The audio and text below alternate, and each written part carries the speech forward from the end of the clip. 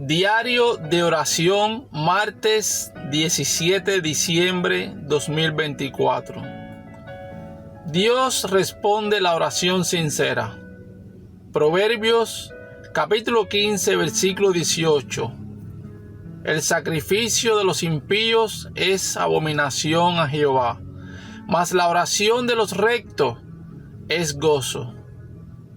Una oración sincera es la oración de una persona que cree en el pacto de Dios, en el acontecimiento del huerto del Edén que habla de solo de mí, mis cosas y de mi éxito. Génesis capítulo 3, versículo 4 al 5.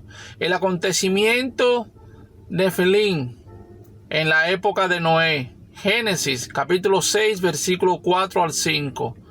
Y el acontecimiento de la torre de Babel. Génesis capítulo 11, versículo 1 al 8. Génesis capítulo 3, versículo 15. Capítulo 6, versículo 14. Y capítulo 12, versículo del 1 al 3. Esto es algo que hacemos y algo que hemos de conocer y hemos de aferrarnos completamente al pacto de oración. Si no conocemos estos hechos, no podremos distinguir entre el pecado original y el pecado de acción. Si conocemos el trasfondo espiritual, las tinieblas, el trono, que está obrando actualmente y sus obras, llegaremos a conocer los 6 estados de los no creyentes y los 7 estados de los que son salvos. Necesitamos conocer la corriente. La Biblia es una historia de Israel cayendo en desastres y siendo salvados. Esta es la historia de Israel.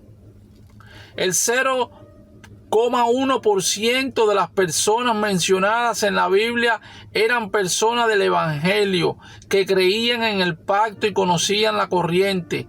Estos son remanentes, los peregrinos y los conquistadores.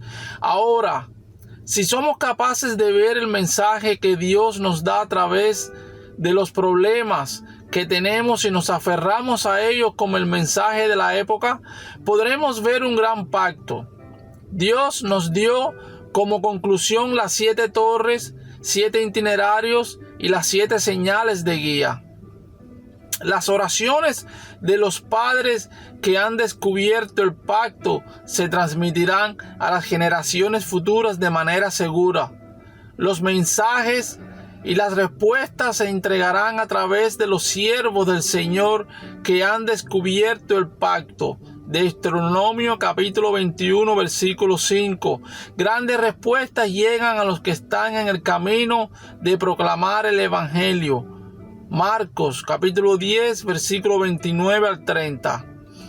Número 1. La oración que no tiene respuesta. Las oraciones falsas y las oraciones equivocadas que se basan en Génesis capítulo 3, versículo 4 y 5 no serán contestadas. Número 2. La condición de la respuesta.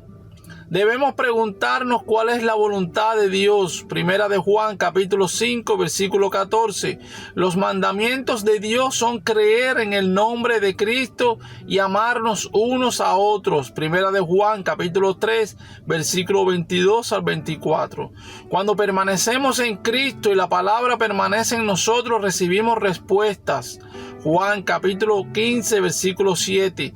Dios se complace cuando oramos juntos. Mateo capítulo 18, versículo 18 al 20.